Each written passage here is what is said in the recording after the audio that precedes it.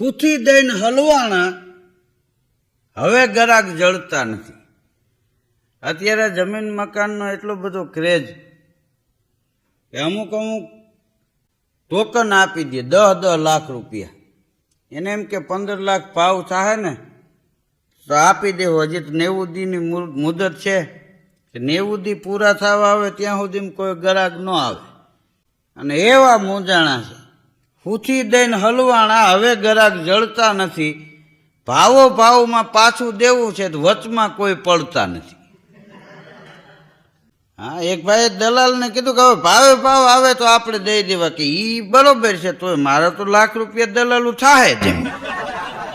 વેચાવામાં લાખ લીધા, પાછા ભાવમાં દેવરાવામાં લાખ લીધા. 10 લાખના ટોકનમાં 2 લાખ દલાલ લઈ ગયો. બોલો, જમીન મકાનનું હાલે કીધું, દલાલનું હાલે. સારું નહીં એમ. એક બાપાને ત્યાં મહેમાન આવ્યા હતા. હાંજે વાળું પાણી કરીને બેઠા હતા. તો વળી વાતો કરતા કરતા મહેમાને બાપાને પૂછ્યું કે છોકરા શું કરે છે? એ કે જમીન મકાનનું કરે છે. કેમ જમીન મકાનનું? એ કે જોવો ને અત્યારે એ કે આમાં ક્રેઝ છે ને આમાં ક્રેઝ છે ને જમીનમાં પૈસા રોકવા જોઈએ ને. એ કે જમીન મકાનનું કર્યા રાખે. ઘરની કે 10 એકર હતી ને એ વેચી નાખી. આમાં કંઈક નવી જમીન જૂની શરત નથી નીકળી એવી કંઈક ભૂદાનની કે લીધી 10 એકર. એક તો કે મારા છોકરાએ નવી જૂની ના છે. હજી એનું નથી પૈતું. 1 જૂનીનો 2 નવીના. ત્યાં જમીનનું નવી જૂનીનું થયું. એટલે અમારી જિંદગી આમાં જ કાઢવાની. હક કરીને બેહતા નથી. પણ કે બાપા તમે શું કરો? કે હું અફસોસ કરું છું. આવા ઉકાળ પગા વાહે થયા નહીં ધરાને ધાન ખાવા દઈએ. અત્યારે આપણે ગમે એને પૂછો, લ્યો શું ધંધો કરો? કે આપણે જમીન મકાનનું કરી છે ને. પગમાં ચંપલનો નેઠો ન હોય. બોલો, હા, ફણો રહ્યો એ ચંપલ માથે હોય ને પેની હેઠી પડી હોય. 2 પાલટી મુંબઈની આવવાની છે ને હજી અમેરિકા વાળા આવવાના છે ને. આપણે કેવું પડે કે એ ભલે આવવાનો હોય, તું ઘેરે જા અને નાહી લે. 4 દિવસે નાહ્યો નથી.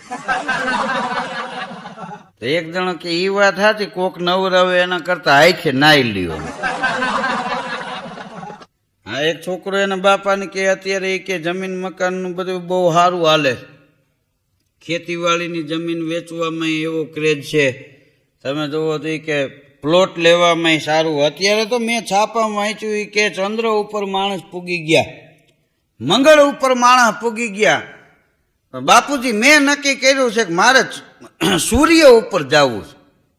પણ કે બેટા ત્યાં તો કે તડકો હોય. કે આપણે રાતે જવાય ને બાપુજી. બોલો, ત્યાં પ્લોટ પાડવા. હા, એક બાપા દવાખાને ગયા. ડોક્ટર કે બોલો બાપા શું થાય છે? બાપા કે અહક થાય છે. હવે અહક છે એ શબ્દ ડિક્શનરી બહારની ભાષા છે. ચોપડામાં ક્યાંય અહક ન આવે. બોલવામાં આવે, લખવામાં ન આવે. કે અહક એટલે હડકમ થયું છે. ત્યાં દવાખાના ઉપરથી કાગડા ઉડી જાય. બોલો, કફ થઈ ગયા છે. બીજું શું થાય? ધગશ આવી ગઈ છે. થોડીક ટૂટ થાય છે. પૈગે થાય છે, હાથે થાય છે, આખા શરીરમાં થાય છે. તે ડોક્ટરે 4 ગોળી આપી. એ કે બાપા જમીન લઈ જાઓ. ત્યાં બાપા ઊભા થઈ ગયા. શું બોલ્યા સાહેબ? ભાવ સાંભળ્યા જમીનના તમે? કહી દેવું જમીન લઈ જાઓ. 30 લાખ 40 લાખ એકરના બોલાય. તમારે વાતું કરવી એસી ઓફિસમાં બેઠા બેઠા. અરે કે બાપા હું આ જઈમાં પછી લેવાની વાત કરું તો બરોબર. કે બાકી ઓલી જમીનનું નામ લેવા જેવું ક્યાં? આ મેં જમીન વેચી પછી દવાનો મેળ પડ્યો.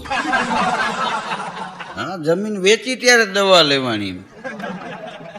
એક ભાઈ હાંજે ઘેરે આવ્યા, જમવા બેઠા. ધરતીનો છેડો ઘર.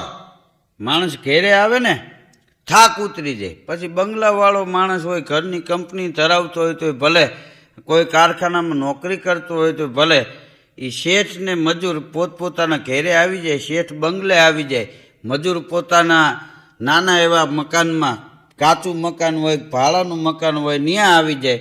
પણ એ ખાટલે બેહે, ઓલા સોફા સેટ ઉપર બેહે.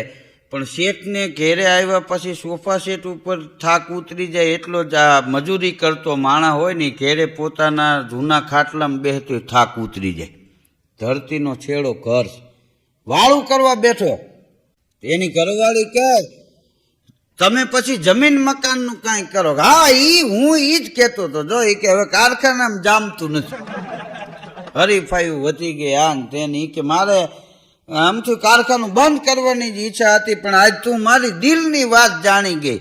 ભાઈ કે હાંભળો કરા, હું એમ કહું છું કે જઈમાં પછી મકાનનું કાંઈક કરો.